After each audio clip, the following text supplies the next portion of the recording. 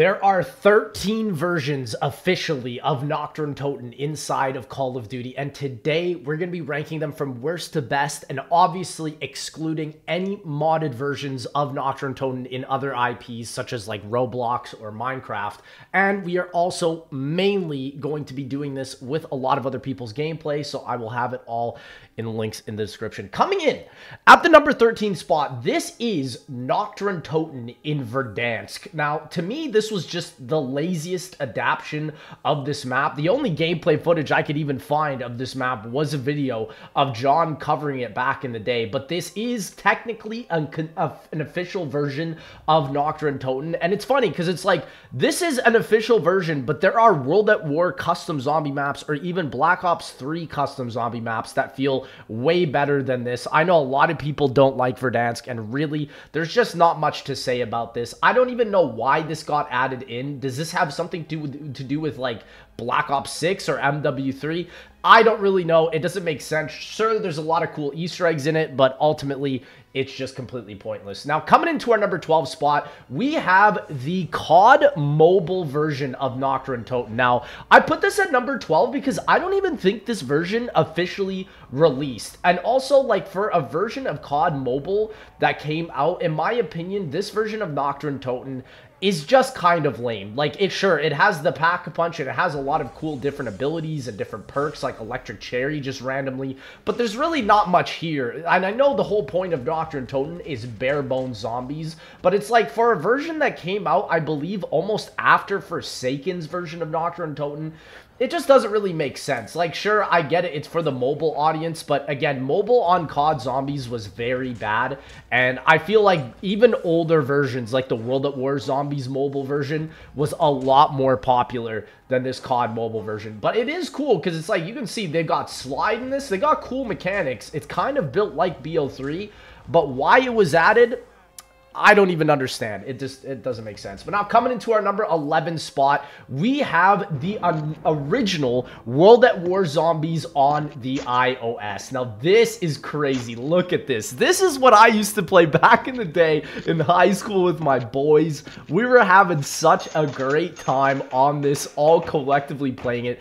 Obviously, the max round you'd get on a game mode like this is like round 6, and it just doesn't hold up to today's standards. I know there is, I think, a really cool Easter egg in this variation, but other than that, again, it's just too bland. And like, again, I know a lot of people came up with controversy about this, about the world's first round 250,000, and apparently that was on this version. And I mean, look, you got achievements and stuff, but it's just so dated, and it just, yeah, it doesn't fit with today's time frame at all. So coming now into our number 10 spot, this is actually going to be, and I think a lot of people are going to be a little bit upset about this, this is going to be the Forsaken little Easter egg of Nacht and Untoten. To me, this was just another very lazy iteration of putting Nacht and Untoten inside of Black Ops Cold War, and it is cool because it's an Easter egg, but I mean, look, you're in here for a timer, and like, this is one of the biggest faults I have with Black Ops Cold War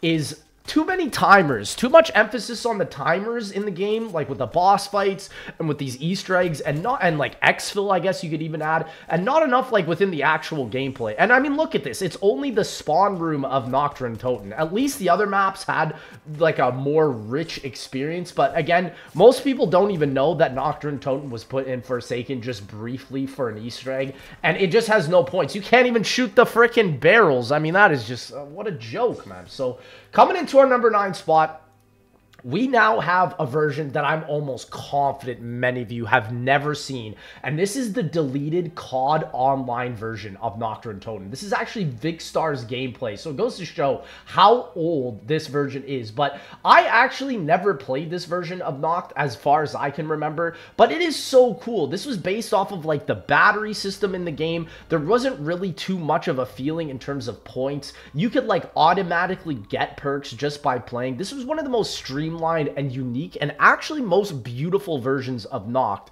with the cyborg zombies. And actually, it's crazy because it just never came out for the official versions of Call of Duty, even on Black Ops 3 Customs or World at War Customs. Sure, there are some cyborg zombies, but to me, this version of Nacht or Untoten at least tried and has a lot of cool additions to it. And it's just unfortunate, and the reason why I put it so low still is because, well, it's officially deleted. You can never play this version ever again. Probably someone has the assets downloaded to recreate it, but as far as I know, in 2024, I don't think there's a way to officially ever play this version of Nacht or Untoten ever again. So that's pretty crazy. Coming now into our number 9 spot, we just have the first debut of Nacht or Untoten, actually, and this was in the original World at War campaign. As you can see, this is in the same mission where Airfield, the World at War multiplayer map, takes place in, and so Nacht or Untoten was used both in the multiplayer, in the zombies, and also in the campaign. And so it's like, again,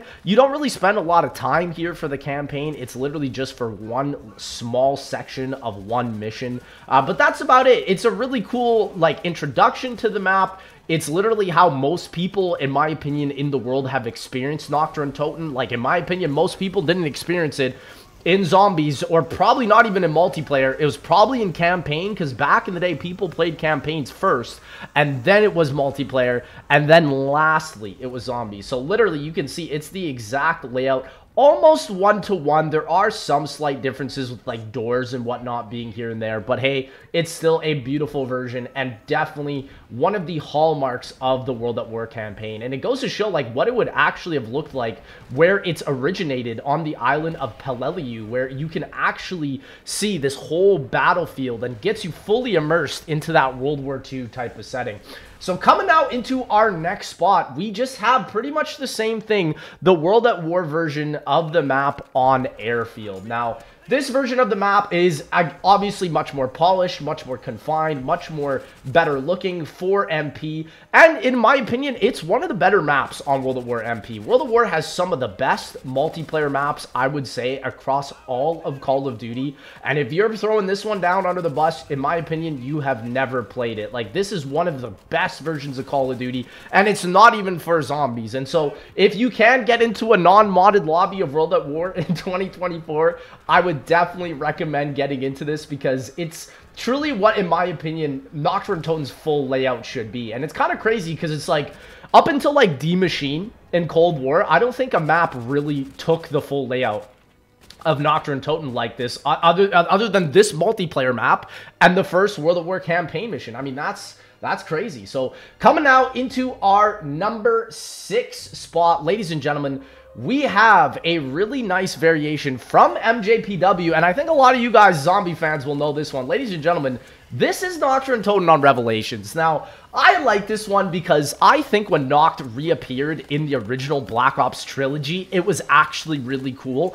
And I think Nacht or Untoten actually fit Revelations much more because this was the beginning of the end, right? This was Revelations, the beginning of the end. Black Ops 4 was that final cycle. And having Nacht as the main central hub of this map, to me, fits perfectly. I mean, this is what Nacht or Untoten should have been, and it should have been this actual hub towards all the other maps. It just, there's so much poetic like nature about that, and how it shows like without Nacht or Untoten, zombies is nothing. Like, while it first started as this survival experience, now it's this crazy experience with the aliens. And listen, everybody wanted Revelations at the time. Sure, a lot of people go back and say it's not that great of a zombies map, but I still believe that this version in Nacht or Untoten makes a lot more sense than the version in Forsaken, and actually ties in a massive importance. And it's the way you actually get to and from the new areas of the map, being the spawn room and the pack-a-punch. So honestly, can't hate it, and I think everybody loves Nacht or Untoten as well, even for those trials that you can get. So ladies and gentlemen, coming now into our number 5 spot, this is where we get into the real versions of Nacht or Untoten. And this one is the Black Ops 1 version of Nacht or Untoten. Don't get me wrong, I love the Black Ops 1 version. The main difference from World at War is you can get Mule Kick on this map. But the issue I really have with this one is that it just is probably one of the more forgettable versions of Nacht und Toten. While yes, there are still people high rounding it to this day, I just find that World at War would be better to high round, you know, because the flamethrower is on that version of the map. It's not on this version of the map. World at War's flamethrower also can literally bring you to infinite amounts of rounds, whereas while sure on Black Ops 1 you get the Thunder Gun, you still have to cycle it out, you know? And it's like, it goes to show, like, with Tom Fantasy's Black Ops 3 round 255 Nacht game, that game literally took, like, 300 hours to complete. And so it's like, even though the Thunder Gun's in the map, the Flamethrower is better because it's just infinite ammo. And so, even though I love this version of Nacht und Toten, it's definitely the one that I play the least because of the Black Ops 1 weapons, I would say. And again, it's not bad, but just don't play it as much anymore, especially now with Chronicles. Now, coming up into our number 4 spot, we have the one I literally just said, ladies and gentlemen. This is the Chronicles version of Nacht und Toten. Now, I know a lot of people would hate me for putting this one above Black Ops 1, but hear me out, okay? There's so much more you can do on Nacht und Toten with the Gobblegums and with the Wonder Fizz. And guess what? If you still want to play bare bones Nacht und Toten, you still can. The only differentiation on this one is that, again, you have Mule Kick, and then you also have the Wonder Fizz, but also, I think it's just more fun to play. Like, I don't think Gobblegums hinders Nacht und Toten at all. I know some people might think so, but it's like, if you feel that way, go play Black Ops 1, right? Go play World at War. It all depends on what you really want. To me, Black Ops 3 Nacht und Toten co-op is still one of the most fun experiences because it boils zombies down right to the core of just basic survival with your boys, which to me is one of the best parts. And again, I love the Black Ops 3 weaponry. I love a lot of the Black Ops 3 systems. So, of course, the Chronicles version of Nacht is coming up here.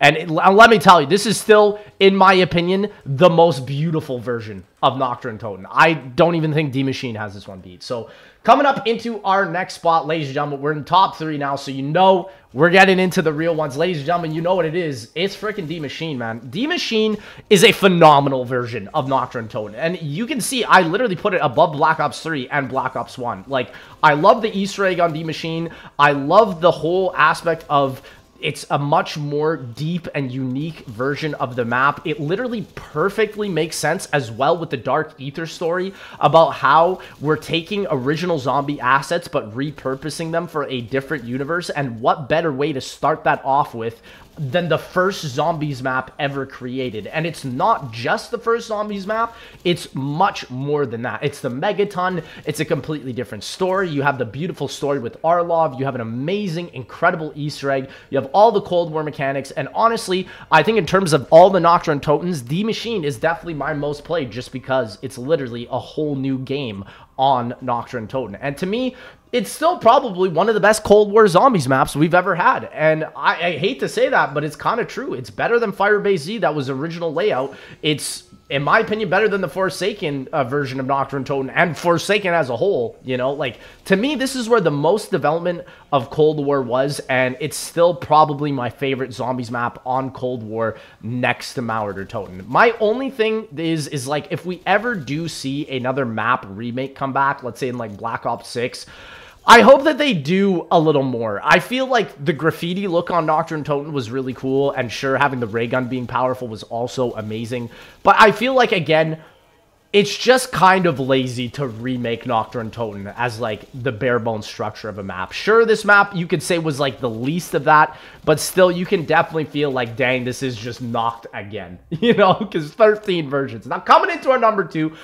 I think a lot of you guys are actually going to be shocked by this, but ladies and gentlemen, my number 2 spot is Nacht und Toten on Black Ops 2 Transit. That's right, and yeah, it's only the spawn room. I get it, but listen, when my 15-year-old brain saw this for the first time, it's like it just experienced fireworks for the first time. You know, like, this was one of the coolest Easter egg additions ever, and I think the reason why I loved it so much is because nobody was talking about it. It wasn't like this big release. It was just something Treyarch did to do it. And sure, you have the jet gun parts here and the nav card table parts, but still, this was one of the coolest aspects of Transit, in my opinion. And without this version of Nacht und Toten, I don't know. I feel like Transit would just not be the same. Like, I feel like people remember Transit because of that. So, ladies and gentlemen, coming into our number 1 version, I think everybody knows which version of Nacht and Untoten I'm going to talk about here. Ladies and gentlemen, it's the original World at War. And to me, this is still the one that absolutely nails everything about what zombies is. The scary ambience, the horde survival mode,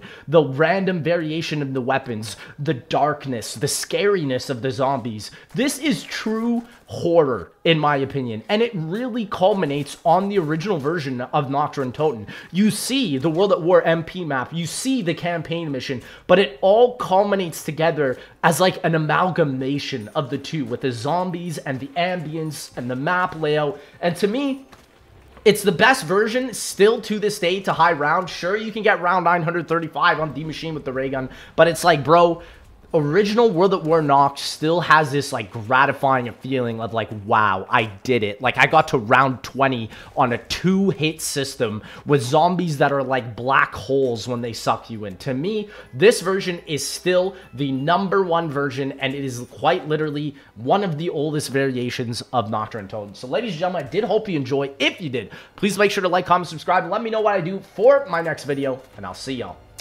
in that next one.